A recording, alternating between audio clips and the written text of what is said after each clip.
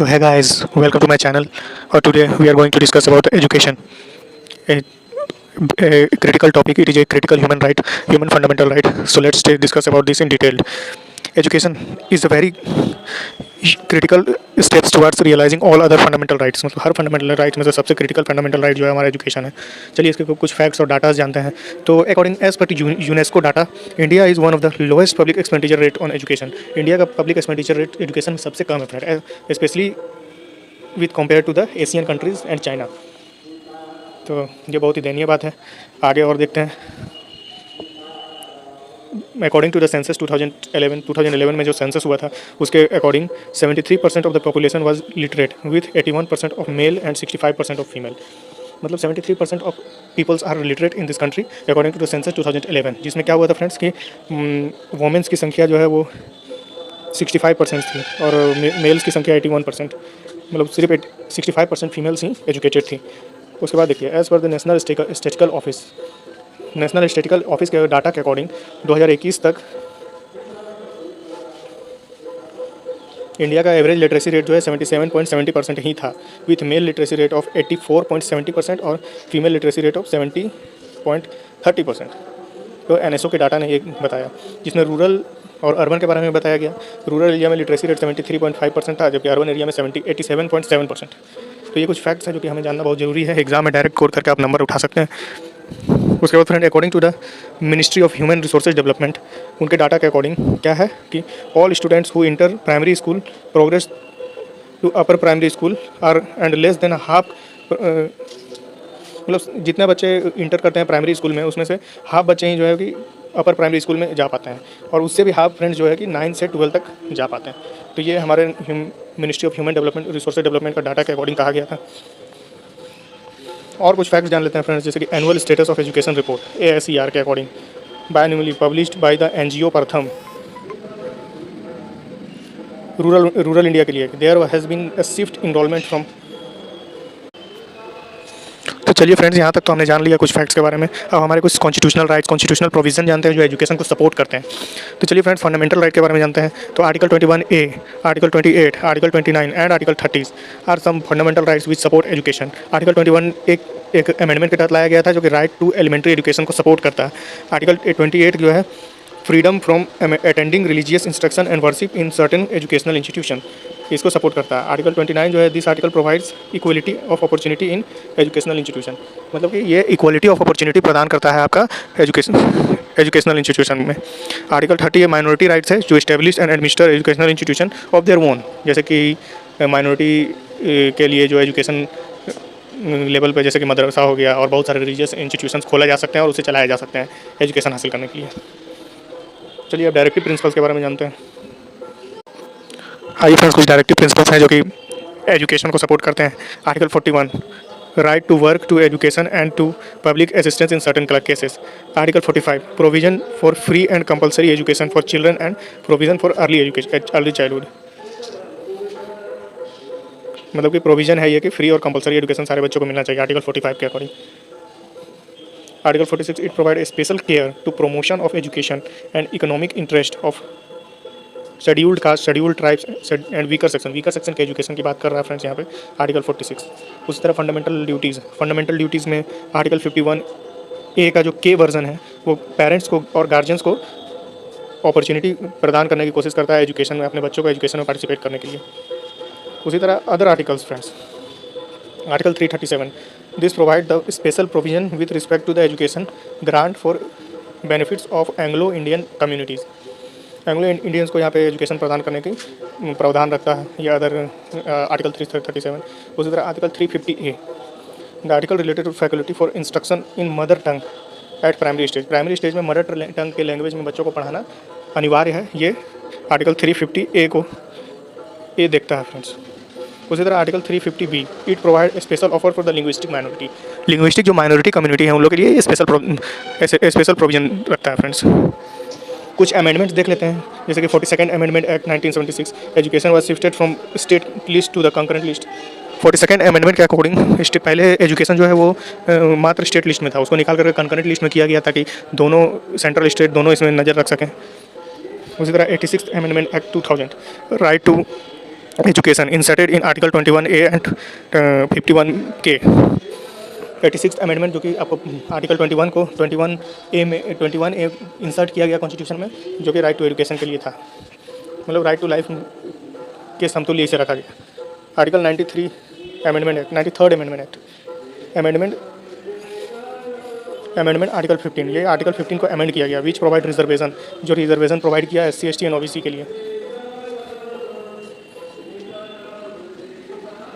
अपने right to education act के बारे में थोड़ा सा हम जानते हैं कि ये क्या है। अभी तक हमने आर्टिकल्स, अमेंडमेंट्स सारा कुछ जान लिया है। उसके बाद फिर UN के स्टेटमेंट्स को भी हमने जाना, जिसमें कहा गया था कि चाइना के कंपेरिजन में हम बहुत कम खर्च करते हैं अपने एजुकेशन में, यूनेस्को के। एक annual status of education report है,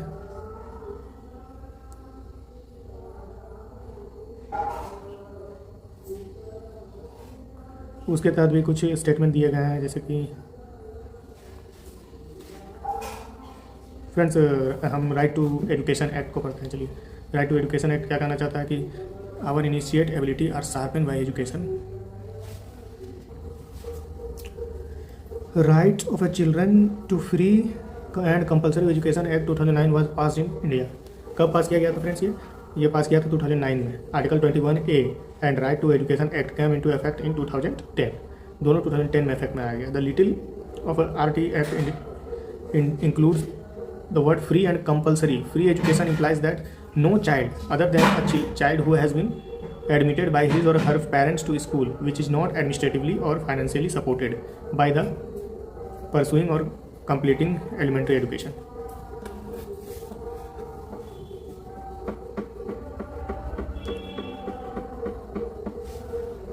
तो फ्रेंड्स मतलब चाइल्ड के लिए फ्री और कंपलसरी एजुकेशन है, जो कि RT एक्ट 2009 में जो लाया गया था, मगर वर्क स्टार्ट हुआ उसका 2010 में। उसी समय लाया गया था आपका तो आर्टिकल 21A 2009, जो कि 21 को आर्टिकल 21A जो कि अमेंडमेंट के तहत लाया गया था। कितना नंबर अमेंडमेंट था फ्रेंड? तो वो था आपका 86th amendment act, 86th amendment act के तहत लाया गया था फ्रेंड्स। तो फ्रेंड्स आर्टिकल 21A और राइट टू एजुकेशन एक्ट दोनों 2010 से इफेक्ट में आया कि हर बच्चे को शिक्षा जरूरी है।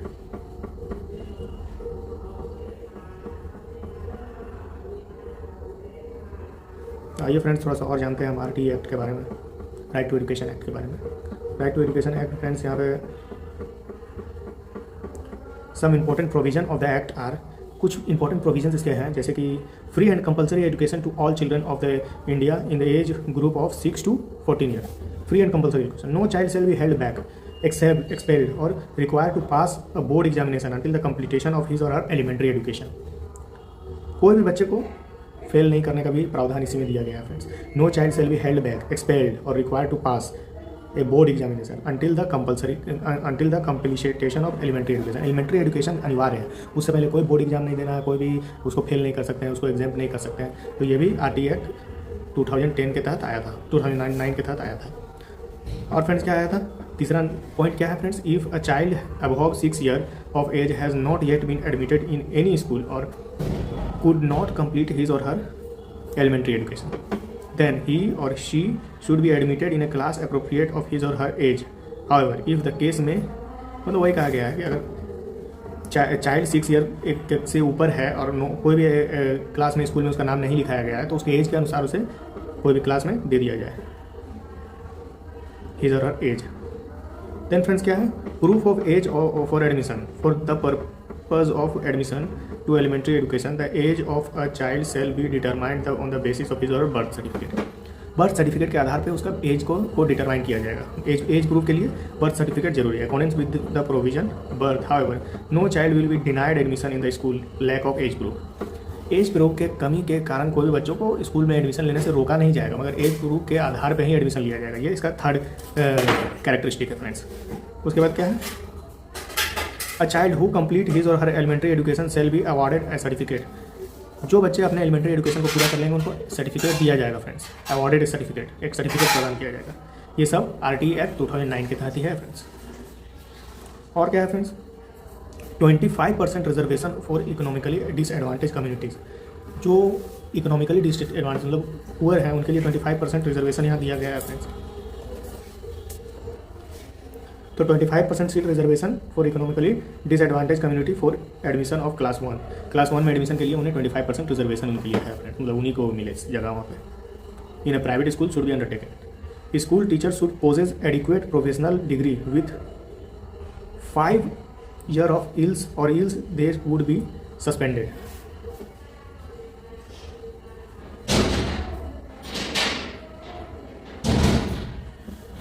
School infrastructure should be improved every 3 year. हर 3 साल में स्कूल का इंफ्रास्ट्रक्चर मतलब कि बिल्डिंग रिपेयरेंस और पानी सैनिटेशन ये सारा चीज़ को होना चाहिए repair. Else recognise will be cancelled, अन्यथा उसका रिकॉग्नाइजेशन को कैंसिल कर दिया जाएगा। Financial burden shall be shared between the state and the central government. जो फाइनेंशियल बर्डन है वो स्टेट और सेंट्रल गवर्नमेंट के साथ शेयर किया जाएगा। It prohibits physical punishment and mental harassment. Physical punishment नहीं देना है, मेंटल हरासमेंट नहीं करना है। Screening procedure for admission of children, caption fee, private tuition by teachers, running of a school without recognisation, ये सब प्रोहिबिटेड है फ्रेंड इस आर्टिकल के तहत, सॉरी इस एक्ट के तहत। इसके साथ इशू क्या क्या आ रहा है फ्रेंड्स? Lack of consensus. तो फ्रेंड्स इसके साथ इशू क्या क्या आ रहा है? Lack of consensus about the age group of child, मतलब the act allow only children between the age of 6 to 14 to be the right to education. It leaves out 0 से 6, मतलब 0 से 6 साल के बच्चों को ये नहीं ऐड करता है, बस 6 to 14 ईयर और एज ऑफ ग्रुप को ही ये ऐड करता है।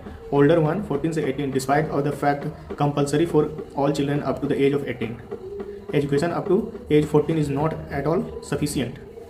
तो ये इशू है फ्रेंड्स कि सिर्फ 14 साल तक की पढ़ाई ही सफिशियंट नहीं होती है बच्चों में, उसे कम से कम 18 ईयर ऑफ एजुकेशन अनिवार्य होनी चाहिए। तो ये इशू है, first issue lack of consensus about the age group of. UN charter के अकॉर्डिंग भी the state clearly that free education should be made compulsory for all children up to the age of 18 year. ये UN charter के द्वारा भी कहा गया है। तो यहाँ पे हमारा ये राइट टू एजुकेशन एक थोड़ा सा फेलुअर होता हुआ इशू है, उसके साथ में इशू दिख रहा है यहाँ पे, इशूज़ है कुछ।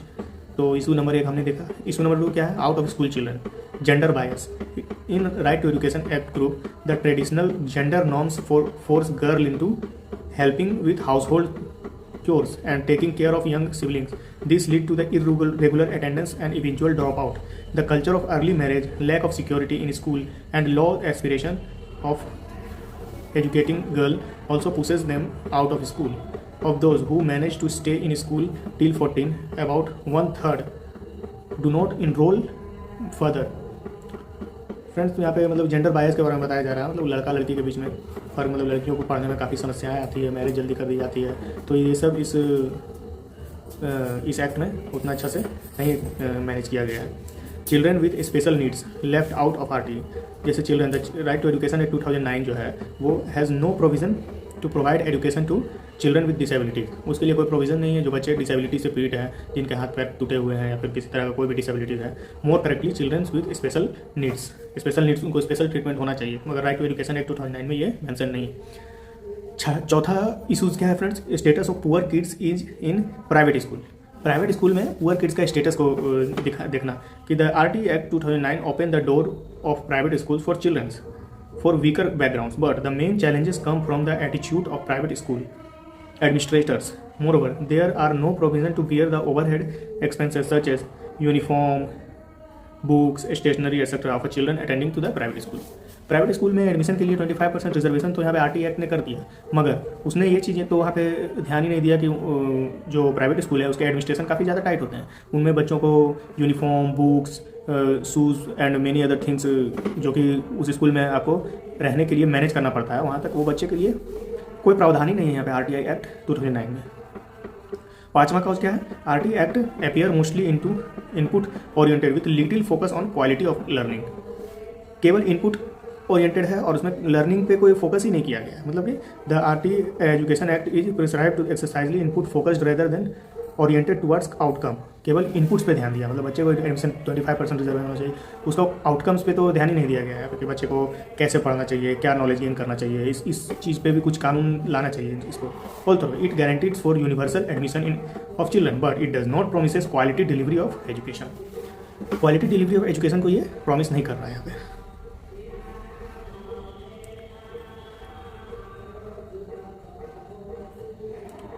रिम्यूनरेशन ऑफ द टीचर्स, ये आपका 7वां काउज मैंने बताया, no specific benchmark by has been established for remuneration of teachers which affect the level of education, prohibiting teachers from engaging in private tuitions में actually lower their moral to work in the absence of sufficiency and well established benchmark for, मतलब teachers को private tuitions नहीं करना चाहिए, और अगर करते हैं तो वो स्कूल के बच्चों पे कम ध्यान देते हैं और वगैरह, मतलब कि उस पर ध्यान देना चाहिए। आरटीई एक्ट 2009 को कुछ अमेंडमेंट्स जो है आरटीई एक्ट में हुए हैं, जैसे कि in order to focus on quality education the central government has amended the RTE rule to include the reference of learning outcomes based on the class and subject. Outcome को ध्यान में रखते हुए कुछ अमेंडमेंट भी किए गए हैं इस लॉ में, जैसे कि this would server guideline the state and UTs to ensure that all children acquire appropriate learning level. RTE act 2009 amended in 2017 में क्यों अमेंड किया गया था? Amend scrap no detention policy, इसमें नो डिटेंशन पॉलिसी को ऐड किया गया, which ensure that no student should be held back, मतलब failed in a class until the end of elementary education. मतलब एलिमेंट्री एजुकेशन मतलब क्लास 8 तक के education से पहले बच्चों को फेल नहीं करना है। ये एक मेजर डिसीजन लिया गया हमारे आरटीई एक्ट के अमेंडमेंट के तहत, जो कि अमेंडमेंट कब हुआ था? 2009 में हुआ था, और इसके तहत कि बच्चों को फेल नहीं करना है 8 तक उसे पढ़ने। तो ये आउटकम बेस्ड थोड़ा सा है। Friends, evolution of educational policies in India कहाँ से चालू हुआ? University education commission, secondary education commission, ये सारे कमीशन से जो बने हैं फ्रेंड्स 1948 से 49 के बीच में और 1952 से 53 के बीच में रिस्पेक्टिवली। एजुकेशन कमीशन 1964 से 66, doctor DS Kothari. National policy of education 1968, 42nd amendment 1976, education in concurrent list. ये सारे पॉलिसीज़ को आपको याद रखना है फ्रेंड्स, बाकायदा बाय हार्ट कर लेना है। National policies of education 1986, national policy of education 1986 modified in 1992, programme of action 1992, SR Subramaniam committee report May 2016, K Kasturirangan committee report May 31। तो national education policy 1986 had been denoted the constitution not only emphasized the principle of equality of education opportunity but also achieved the social justice through a policy and positive discrimination. After the adoption of the constitution, education becomes the responsibility of both state and the central. concurrent list में इसको डाल दिया गया friends, तो इसका responsibility दोनों के हाथों में आ गया। अब देखते हैं friend national policy of education 1986, इसमें क्या हुआ था?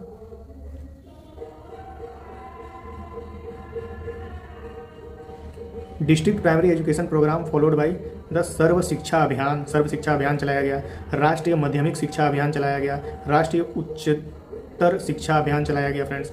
The constitution amendment act 2002 and the right of the children to free compulsory education 2009. However, the steps taken to improve the system and a process have taken knee-jerk response without a systematic review of the situation. उसके बाद आया friends अपना national education policy 2020।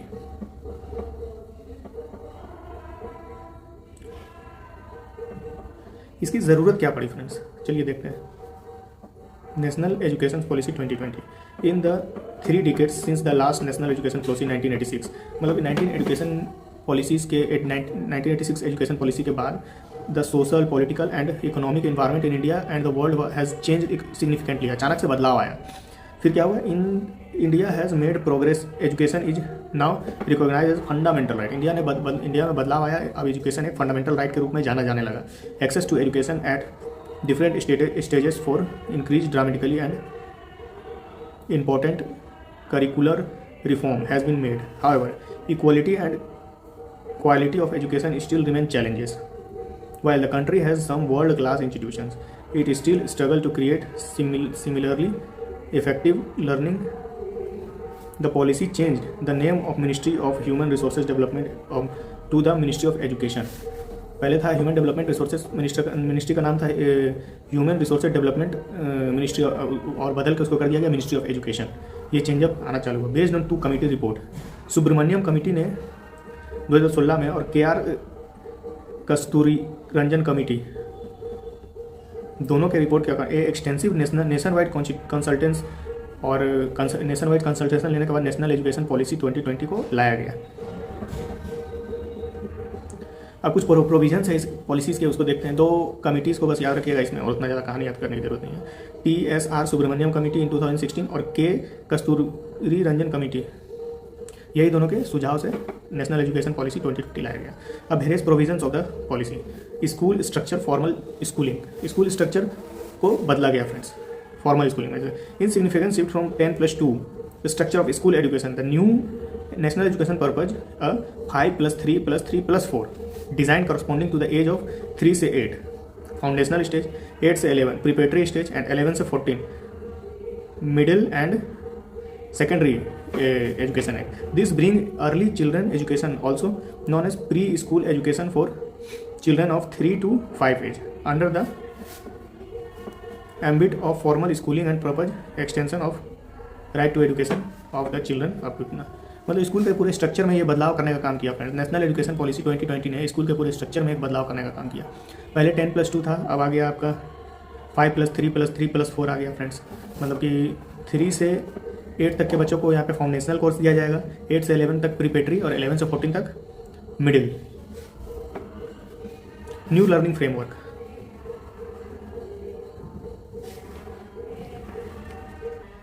और friends इस policy में क्या लाया गया, तो न्यू लर्निंग फ्रेमवर्क लाया गया। New curricular framework, national curricular framework for schooling के लिया गया। National mission for foundational literacy and numeracy will basic skills and the class 3 level of by 2025।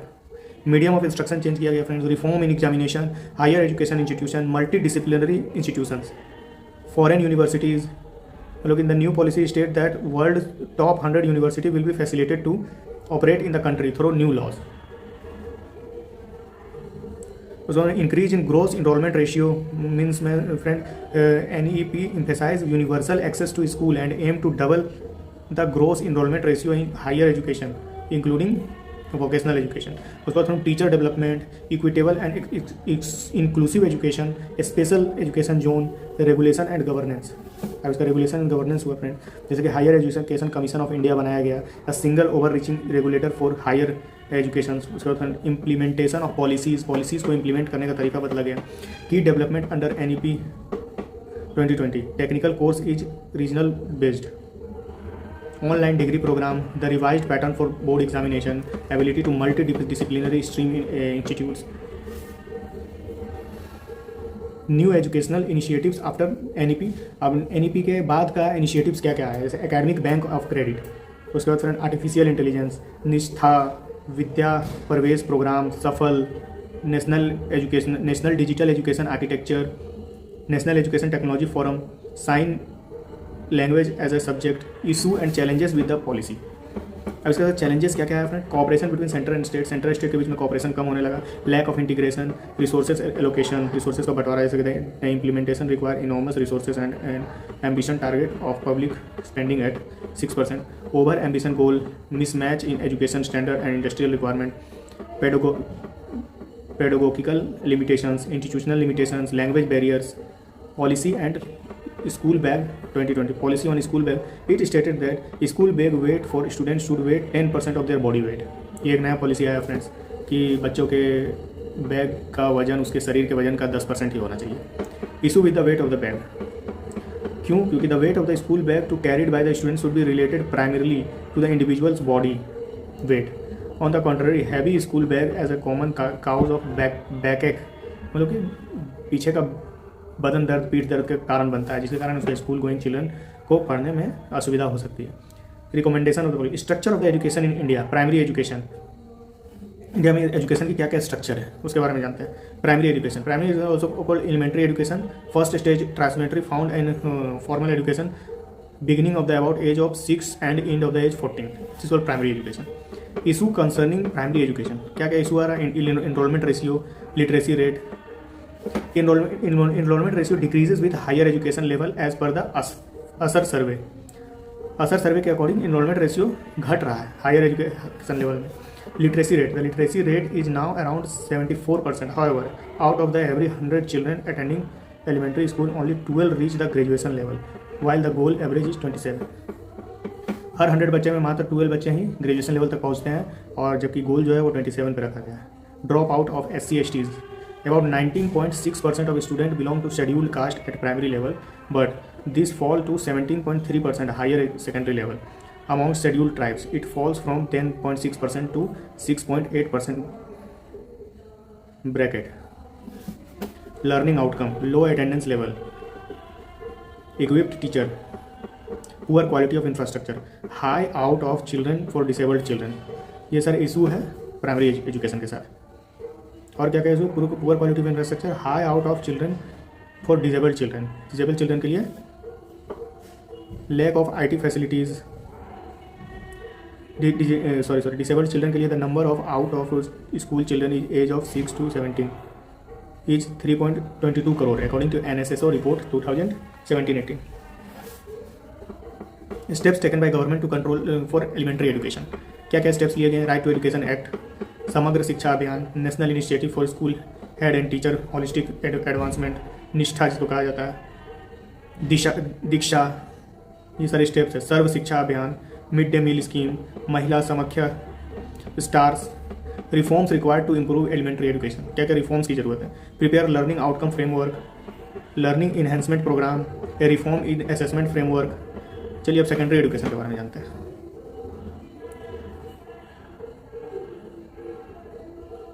Secondary education को फ्रेंड ब्रिज कहा जाता है primary and higher education के बीच का।